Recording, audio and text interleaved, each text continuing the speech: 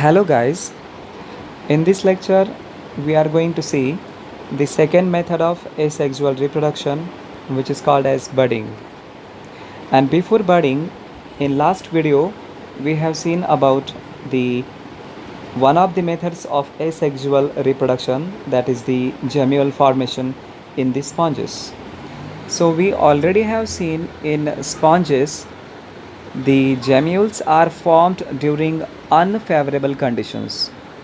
Unfavorable condition means that condition was not suitable for the adult sponge to alive, and that's why that adult sponge, it forms the gemmules, and these gemmules were able to alive in the unfavorable conditions, and when the favorable conditions arises, that gemmules get converted into the adult sponges. Okay, so that we have seen in case of gemmule formation. But here about budding, the first point is given over here, that in budding we can see the budding takes place during the favorable conditions. It takes place normally during the favorable conditions. Okay, not like unfavorable conditions that we have seen in the sponges. Second point, they have given us certain examples of the organisms in which or the organisms which reproduces by budding.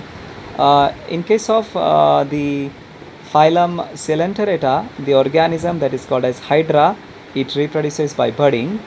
Phylum Cnidaria, the example is corals, and certain colonial ascadians, the example or the colonial ascadians such as sea squirts, they reproduces by budding.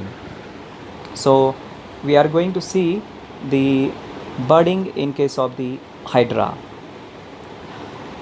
In this figure we can see how Hydra reproduces by budding.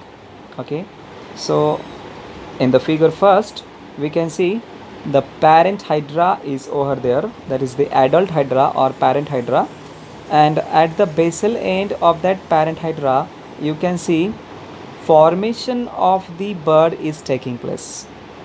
That bud is external. How that bud is going to form? So at the basal end of the Hydra there is sudden increase in the cells by the process of cell division. So the process of cell division takes place rapidly, and that results into the formation of the bud over there. In second figure you can see that bud is going to develop. Okay, so the labeling is given over that, developing the bud. And in third figure you can see that bud now become fully matured. Okay, so that is the fully matured bud you can see in the third figure.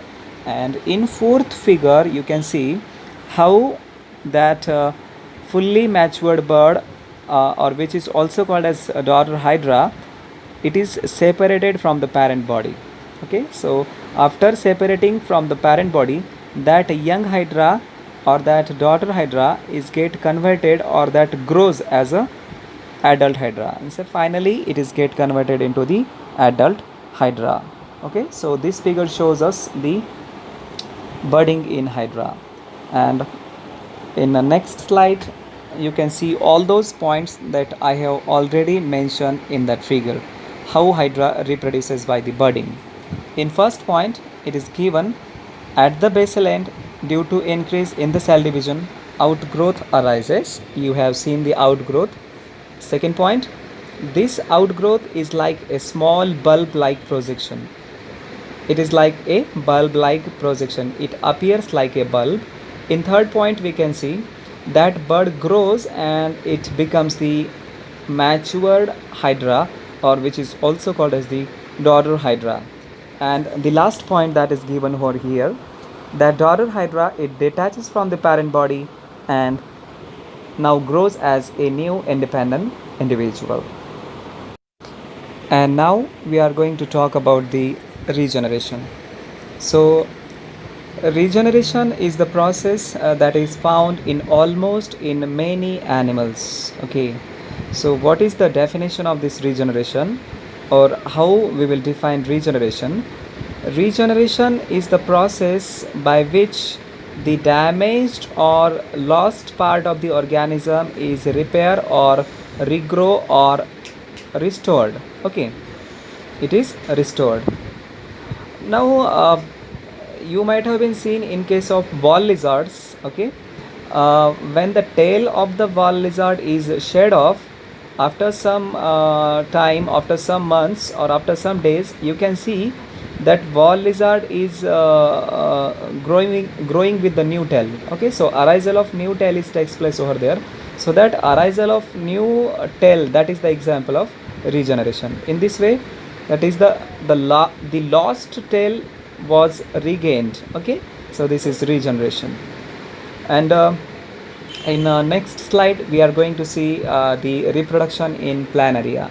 Okay, so planaria reproduces by the fragmentation process. Okay, you can see in this figure. Okay, this is the parent planaria.